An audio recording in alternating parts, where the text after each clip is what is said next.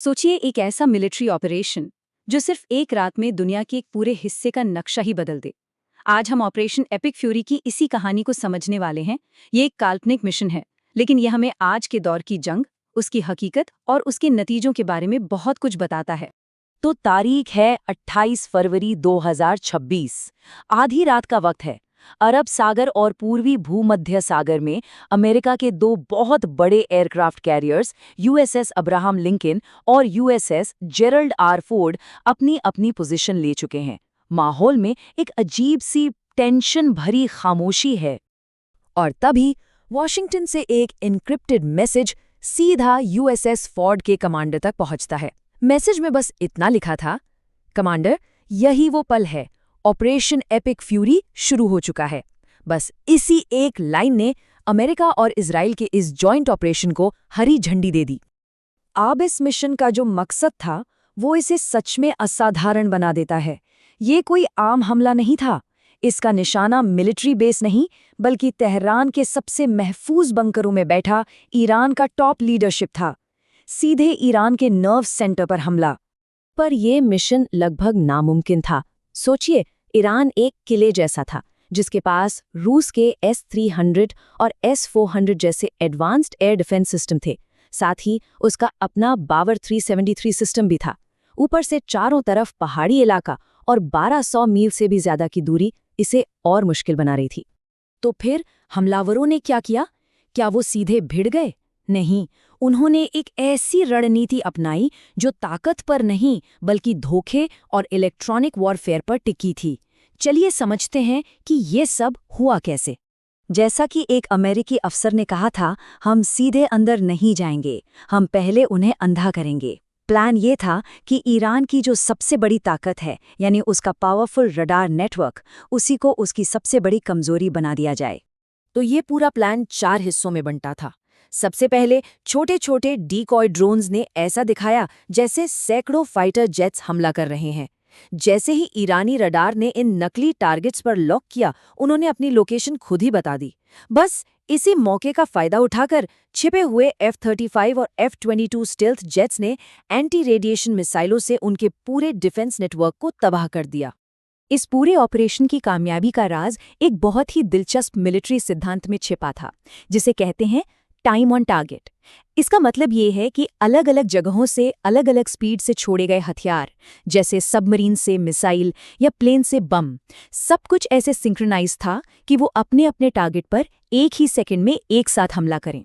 तो एक बार जब ईरान की आंखें यानी उसका एयर डिफेंस सिस्टम बेकार हो गया, तब शुरू हुआ असली हमला।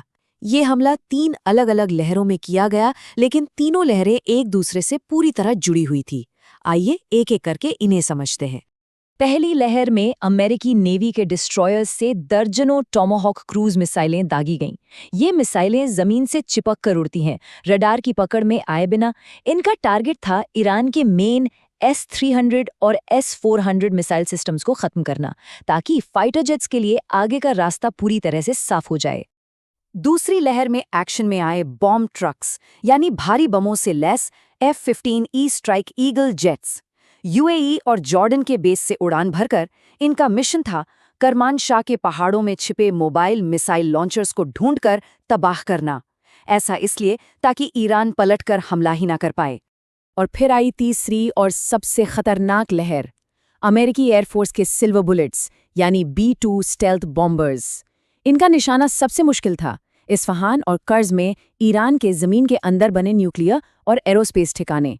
इन बॉम्बर्स ने इतने भारी बम गिराए कि वो बंकर भी तबाह हो गए, जिन्हें दुनिया में सबसे महफूज माना जाता था।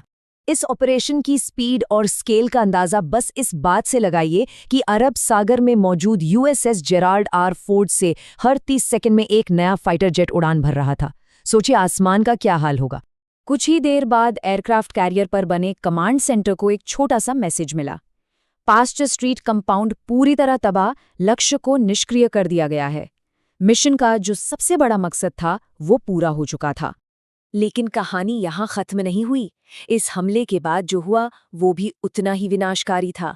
ईरान का जवाब बहुत तेज और खतरनाक था। उसने ऑपरेशन ट्रूथफुल प्रॉमिस लॉन्च कर दिया। 1 मार्च की सुबह ईरान के सरकारी टीवी पर रोज की तरह चल रहा प्रोग्राम अचानक रुक गया। और फिर ये ऐलान किया गया कि सर्वोच्च नेता अयातुल्ला अली खामेनी अब इस दुनिया में नहीं रहे। इस खबर ने मिशन की कामयाबी पर पक्की मोहर लगा दी। खामेनेई की मौत की खबर के बाद ईरान ने बदला लेने के लिए ताबड़तोड़ हमले किए। उन्होंने सिर्फ इजराइल के बड़े शहरों को ही निशाना नहीं बनाया, बल्कि यूएई और बहरीन में मौजूद अमेरिकी ठिकानों पर भी मिसाइलों की बारिश कर दी। देखते ही देखते पूरा मिडल ईस्ट जंग की आग में झुलस गया। ये एक रात का हमला सिर्फ एक मिलिट्री जीत नहीं था, इसने मिडल ईस्ट की जियोपॉलिटिकल शतरंज की बिसात को हमेशा के लिए बदल कर रख दिया। ऑपरेशन के बाद इजराइल के प्रधानमंत्री ने देश को संबोधित किया। उन्होंने कहा, आज हमने अपना वादा पूरा किया है। उसके आतंक का वो शासन जो दशकों से इजराइल को नक्शे से मिटाने की धमकी देता था, आज धूल में मिल गया है। ठीक इसी तरह अमेरिकी राष्ट्रपति ने भी इस हमले को आतंकवाद के खिलाफ एक बहुत बड़ी जीत बताया। उन्होंने कहा, कल रात अमेरिकी सेना ने दुनिया के नंबर 1 आतंकवादी प्रायोजक को खत्म कर दिया। अयातुल्ला अली खामेनी अब नहीं रहे। तो आखिर में इस पूरी काल्पनिक घटना का निचोड़ यह है कि इस ऑपरेशन में जिस तरह की सटीकता, धोखे की रणनीति और टाइम ऑन टारगेट के सिद्धांत का इस्तेमाल हुआ, उसकी पढ़ाई दुनिया भर की मिलिट्री अकादमियों में आने वाले कई दशकों तक की जाएगी। ये काल्पनिक कहानी हमें एक बहुत बड़े सवाल के साथ छोड़ जाती है। क्या सिर्फ एक रात का सटीक सैन्य हमला एक पूरे इलाके की किस्मत को हमेशा के लिए बदल सकता है? ये एक ऐसा सवाल है जिसका जवाब शायद हमें भविष्य में ही मिले।